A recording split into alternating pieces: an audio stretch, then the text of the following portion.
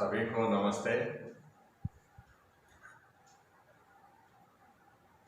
मैं रामपाल यादव, सेवानिवृत्त पूर्व सैनिक। मैं कैवल्य धाम जयपुर से योग अध्यापक का 9 महीने का कोर्स किया है और मेरा उद्देश्य देश सेवा के बाद अभी समाज में योग का प्रचार प्रसार करना, योग के आध्यात्मिक ज्ञान के बारे में लोगों में जागृति पैदा करना मेरा मेन उद्देश्य है। पतंजलि योग सूत्र के अनुसार योग के 8 अंग हैं: यम, नियम, आसन, प्राणायाम, प्रत्याहार, धारणा, ध्यान, समाधि। तो हमारा जो योग का मेन उद्देश्य समाधि, समाधि का अर्थ है जोड़ना, अर्थात हमारी जो आत्मा को परमात्मा के साथ में जोड़ना। समाधि तब होती है जब हमारा मन एकाग्र होता है, और मन को एकाग्र करने के लिए पतंजलि ऋषि ने 8 योग के 8 अंग बताए हैं: यम, नियम, आसन, प्राणायाम, प्रत्याहार, धारणा, ध्यान, समाधि। तो हम शरीर को स्वस्थ रखने के लिए उसका जो तीसरा अंग है आसन, उसका हम अभ्यास करेंगे। तो आज का अभ्यास शुरू करने से पहले हम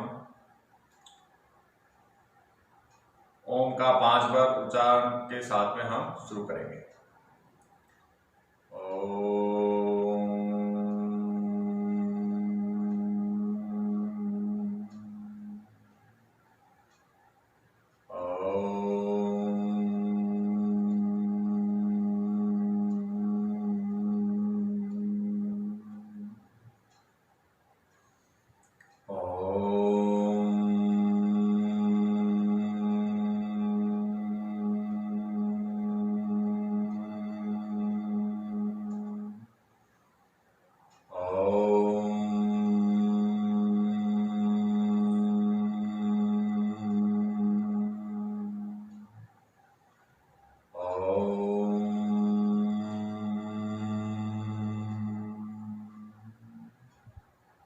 अब हम 3 बार गायत्री मंत्र का उच्चारण करेंगे।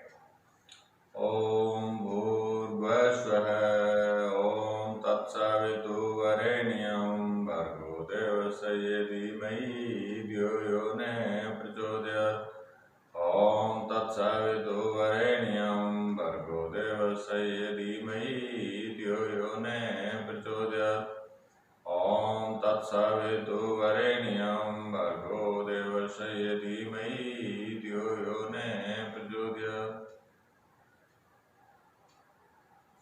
अभी हम योगाभ्यास आरंभ करते हैं। सबसे पहले हम 1-1 मिनट के लिए कपालभाति का 3 बार अभ्यास करेंगे। कपालभाति का अभ्यास करते समय पेट को थोड़ा संकुचित रखेंगे और नाक से एक फोर्स के साथ श्वास को बाहर छोड़ेंगे और श्वास अंदर अपने आप जाएगा। हम अंदर श्वास नहीं लेंगे, श्वास को हमने सिर्फ बाहर छोड़ना है और चेहरे को बिल्कुल तनाव नहीं लाना है और शरीर में ज़्यादा हलचल नहीं करना है। तो हम शुरू करेंगे कपालभाति।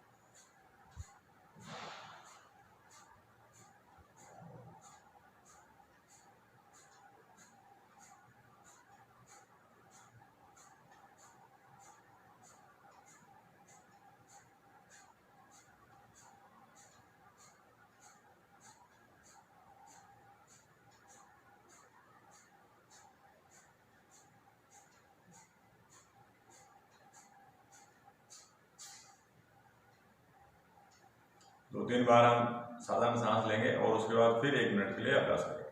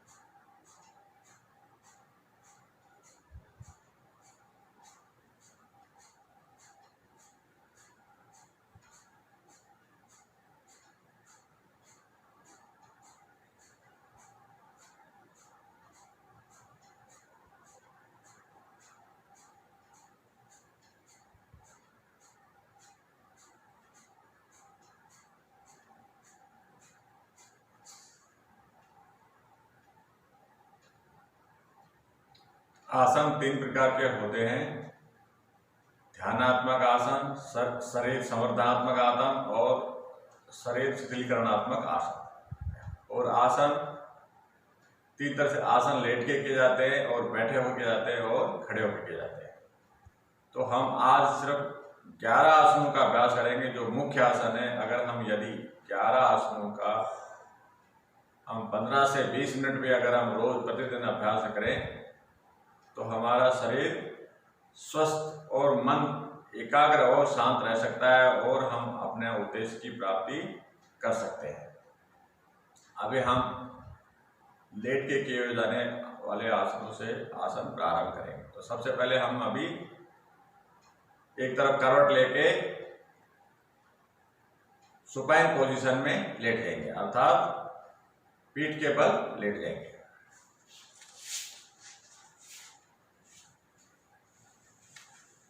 हमेशा हमें लेटते समय एक तरफ करवट लेके लेटना चाहिए ताकि हमको कमर में समस्या नहीं आए। सुपाइन पोजीशन के दोनों पैर मिलाएंगे और हाथों को बिल्कुल हथेली नीचे और एकदम जगहों के साथ में हथेलियों को नीचे टिका देंगे। अब सबसे पहले हम अर्ध हलासन का अभ्यास करेंगे। अर्ध हलासन में क्या करना है, दोनों पैरों को एक साथ ऊपर उठाना है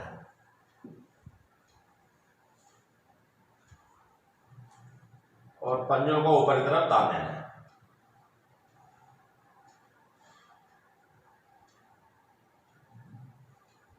दस से 15 सेकंड इस आसन में रुकना है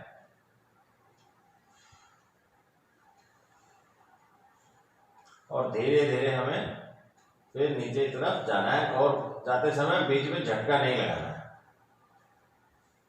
अब कुछ चंद सेकंड के लिए हमें शवासन को करते समय पैरों के बीच में कम से कम 1.5 फुट का फासला रखना है और हाथों के बीच में 6 इंच का,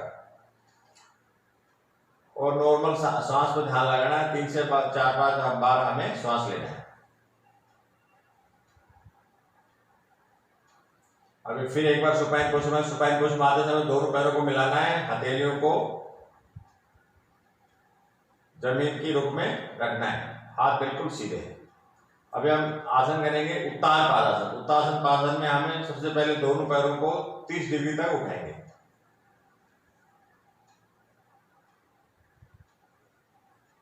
चंद सेकंड रुकने के बाद अब हम 45 डिग्री तक इसको उठाएंगे। फिर इसके बाद हम 60 डिग्री तक पैरों को ऊपर उठाएंगे।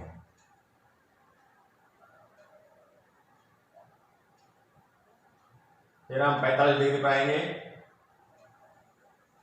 15 डिग्री पे आएंगे और धीरे से हम अभी पैरों को नीचे रख देंगे और कुछ सेकंड के लिए शवासन में विश्राम करें। शवासन में विश्राम करते समय पैरों के बीच में फासला कम से कम 1.5 फुट और हाथों के और पैरों के बीच में 6 इंच का फासला, और हमें श्वास पर ध्यान देना है। अब इसके बाद हम पवन मुक्तासन का अभ्यास करेंगे। तो पहले हम सुपाइन पोजीशन में आ जाएंगे। सुपाइन पोजीशन में आने के बाद में दोनों पैरों को घुटनों से मोड़ेंगे। फिर उसके बाद दोनों घुटनों को छाती से लगाएंगे। छाती से लगाने के बाद में दोनों हाथों से पैरों को लॉक करेंगे और श्वास को बाहर छोड़ते हुए ठोड़ी को घुटनों से लगाएंगे। एक बार धीरे से श्वास को पहले बाहर छोड़ना है,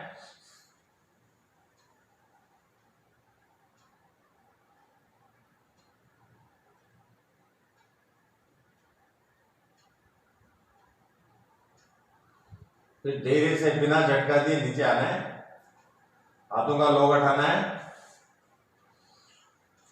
पैरों को नीचे लाना है और पैरों को सीधा करके और शवासन में लेट जाना है। कुछ सेकंड के लिए शवासन में विश्राम करना है। अब इस आसन के बाद में हम अभ्यास करेंगे सर्वांगासन का। सर्वांगासन पहले हम सुपाइन पोजीशन में जाएंगे, पैरों को दो मिलाएंगे, हाथों को बिल्कुल जमीन के रूप में रखेंगे और धीरे से हम पहले पैरों को 30 डिग्री उठाएंगे। फिर इसके बाद में 60 डिग्री तक उठाएंगे, फिर 90 डिग्री।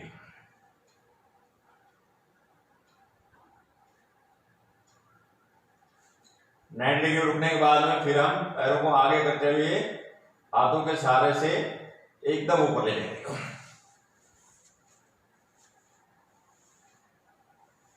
इसके बाद में पैरों को एकदम सीधा कर देंगे, ठोड़ी को हम छाती में लगा देंगे।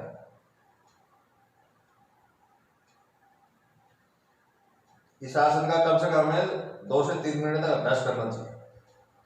सर्वांगासन का अभ्यास करने से जो हमारे थायराइड ग्रंथि और पैराथायराइड ग्रंथि है वो स्वस्थ रहती है, जिससे हमें जो थायराइड की जो बीमारी होती है वो नहीं होती है।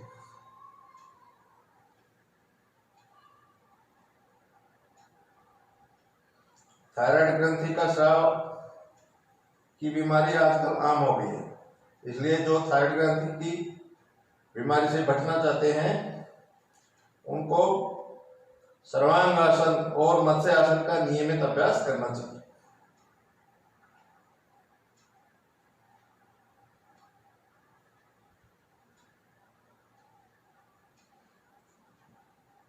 जिनको हाई बीपी रहता है उनको ये आसन नहीं करना चाहिए। अब धीरे से पैरों को थोड़ा आगे की तरफ झुकाएंगे, हाथों को जमीन में टेकेंगे और बिना झटका दिए हुए अर्ध हलासन की स्थिति में आ जाएंगे और धीरे धीरे पैरों को बिना झटका दिए हुए नीचे रख के कुछ सेकंड के लिए शवासन में विश्राम करें। सर्वांगासन के बाद में हमें हमेशा मत्स्य आसन का अभ्यास करना चाहिए। अभी हम मत्स्य आसन का अभ्यास करेंगे तो सबसे पहले एक तरफ करवट लेके बैठे हो जाएंगे। बैठे होने के बाद में पहले दंडासन बैठेंगे, फिर पद्मासन लगाएंगे,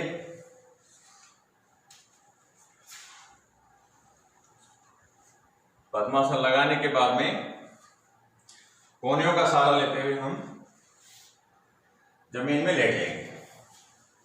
जमीन में लेटने के बाद में अब सर्वांगासन में हमारी गर्दन आगे की तरफ मुड़ी थी, अभी इसमें मत्स्य आसन में ये पीछे की तरफ मुड़ेगा। इसके लिए हमारे को गर्दन में दर्द भी नहीं होगा और सर्वांगासन के जो लाभ है वो हमें अधिक प्राप्त होंगे। हाथों का सहारा लेते हुए पहले हम गर्दन को उठाएंगे, उसके बाद में दोनों अंगूठों को पकड़ेंगे और कोहनियों को जमीन में टिकाएंगे और पैरों को जमीन में टिकाएंगे। ये कम से कम इसका हम 1 मिनट तक अभ्यास करेंगे।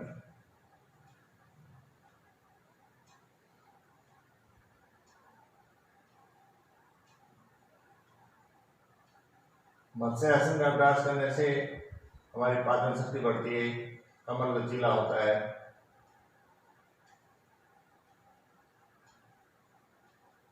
तो थायराइड और पैराथायराइड ग्रंथियां हमारी स्वस्थ रहती है।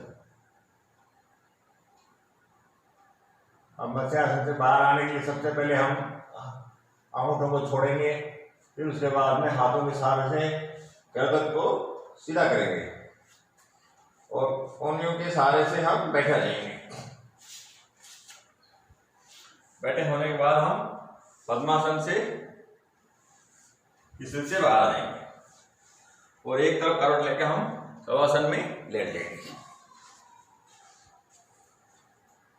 कुछ सेकंड के लिए हम शवासन में अभ्यास करेंगे, श्वास पर ध्यान लगाएंगे।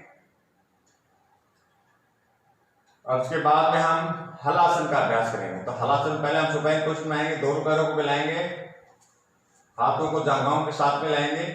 अब धीरे धीरे हम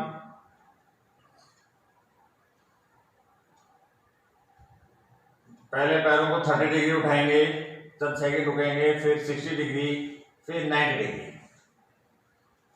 90 डिग्री में अर्ध हलासन में हम थोड़ी देर रुकेंगे और उसके बाद में हम सीधा हलासन के लिए पैरों को एकदम पीछे, घुटनों को बिना मोड़े हुए हम पैरों को पीछे ले जाएंगे। ये एक हलासन बहुत ही अच्छा आसन है, इससे हमारा शरीर लचीला बनाता है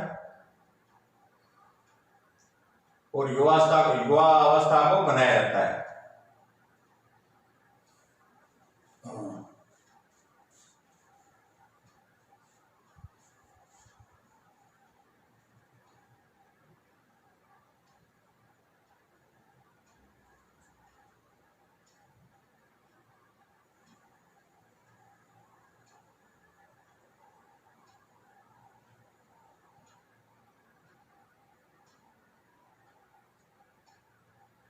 फिर धीरे धीरे हम वापस आएंगे बिना झटका दिए हुए। पहले अर्ध हलासन में थोड़ी देर रुकेंगे, फिर धीरे धीरे बिना झटका दिए हुए पैरों को नीचे लेकर आएंगे। कुछ सेकंड के लिए हम शवासन में विश्राम करेंगे।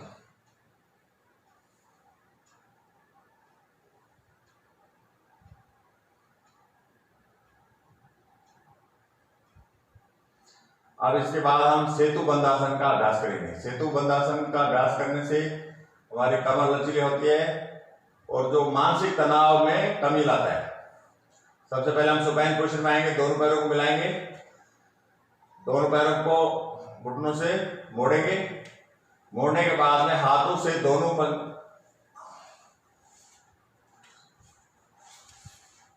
एंकल के पास से दोनों पैरों को पकड़ेंगे और पकड़ने के बाद में छाती और पेट को ऊपर उठा देंगे।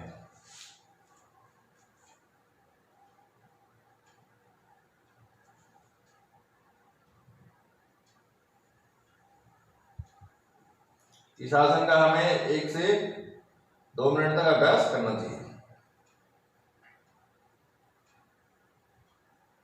फिर धीरे धीरे हम बिना झटके दिए नीचे आएंगे, पैरों को सीधा करेंगे और शवासन में थोड़ी देर के लिए विश्राम करेंगे। कुछ देर विश्राम करने के बाद में अब हम इसके बाद में चक्रासन का अभ्यास करेंगे। तो पहले हम सुपाइन पोजिशन में आएंगे, दोनों पैरों को मिलाएंगे, हाथों को सीधा करेंगे। उसके बाद में दोनों पैरों को घुटनों से मोड़ेंगे। मोड़ने के बाद में दोनों हाथों को कंधों के नीचे लगाएंगे। लगाने के बाद में धीरे से ऊपर उठेंगे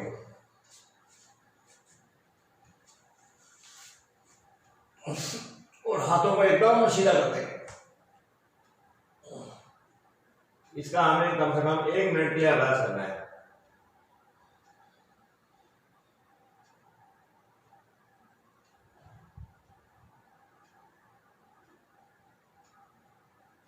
ये कमर के लिए बहुत अच्छा आसन है, कमर को लचीला बनाता है, कमर का विस्तार करता है। फिर धीरे धीरे बिना झटका दिए आराम से नीचे आएंगे, पैरों को सीधा करेंगे, हाथों को बगल में लेके आएंगे और कुछ सेकंड के लिए शवासन में विश्राम करेंगे। अभी हम इसके बाद में कटी चक्रासन का अभ्यास करेंगे। दोनों पैरों को मिला के सुपाइन पोजिशन में लेट देंगे, हाथों को कंधे के बराबर लेके आएंगे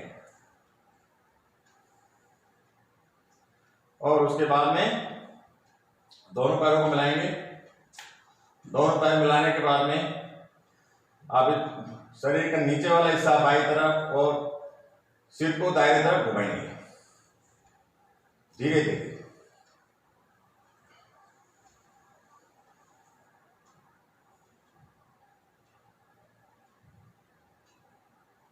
कुछ सेकंड यहाँ रुकने के बाद में फिर धीरे धीरे पैरों को उठाएंगे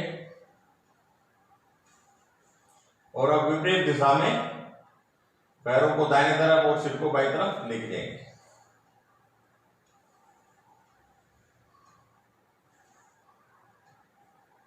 इसका हम 2-3 बार अभ्यास कर सकते हैं। इससे हमारी कमर लचीली होती है।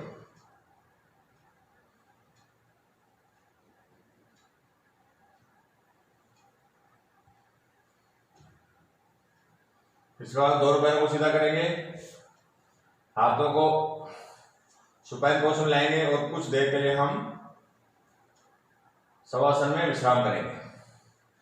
अब इस शवासन में विश्राम करने के बाद में हम प्रोन पोजीशन में लेट जाएंगे पेट के बल।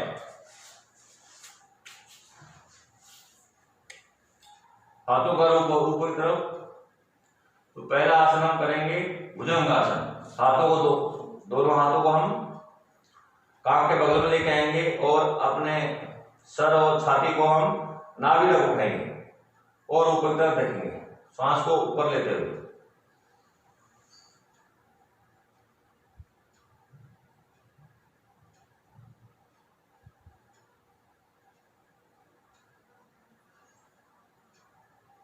फिर हम प्रोन पोजीशन में आ जाएंगे। कुछ देर मकरासन में विश्राम करेंगे। अभी हम शलवासन का अभ्यास करेंगे। पहले हम प्रोन पोजीशन में आ जाएंगे, हाथों के मुट्ठी लगा के जंघों के नीचे रखेंगे, ठोड़ी को जमीन में लगाकर दोनों पैरों को ऊपर उठाएंगे। इसका कम से कम 1 मिनट अभ्यास करेंगे हम।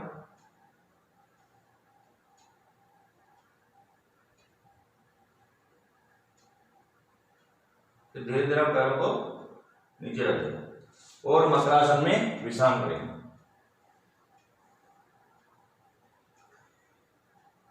अब हम द्रोणासन का अभ्यास करेंगे। पहले हम प्रोन पोजीशन में आएंगे।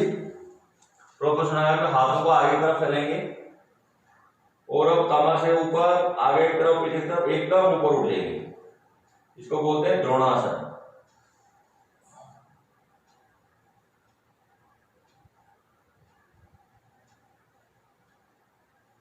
धीरे धीरे हम नीचे थोड़ी देर मकरासन में अभ्यास करेंगे। अभी हम करेंगे धनुरासन। धनुरासन करने के पहले सबसे पहले हम प्रोन पोजीशन में आएंगे, दोनों पैरों को घुटनों से मोड़ेंगे और एंकल को हाथों से पकड़ेंगे और सांस को भरते हुए पैरों को और छाती को, सिर को ऊपर उठाएंगे।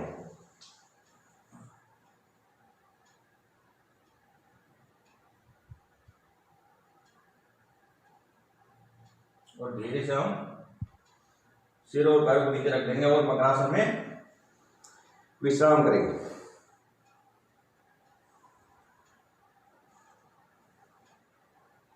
अभी थोड़ी देर हम मकरासन में पैरों को एक्सरसाइज करना है।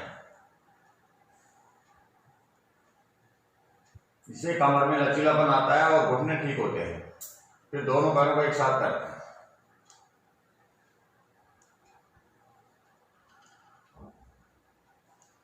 आज अभी हम बैठ जाएंगे। आज हम लेट के किए जाने वाले आसनों का अभ्यास किया है। अब हम 1 मिनट के लिए अनुलोम विलोम का अभ्यास करेंगे और उसके बाद में आज कक्षा की समाप्ति करेंगे। अनुलोम विलोम का अभ्यास करने के लिए दाहिने हाथ के इसको पहले दोनों उंगलियों को हम फोल्ड करेंगे, 2 उंगलियां सीधे रखेंगे, नाक को पहले इस अंगूठे से दाहिने नाक को बंद करेंगे और बाएं नाक की सांस लेंगे और फिर बाएं नाक को बंद करके दाएं नाक की छोड़ेंगे। ऐसे हम इसको एक अंक बाद 2 पे करना था। अगर हम 4 सेकंड में सांस लेते हैं तो इसको हम 8 सेकंड में छोड़ना है। 3 सेकंड में सांस लेते हैं तो 6 सेकंड में छोड़ना है।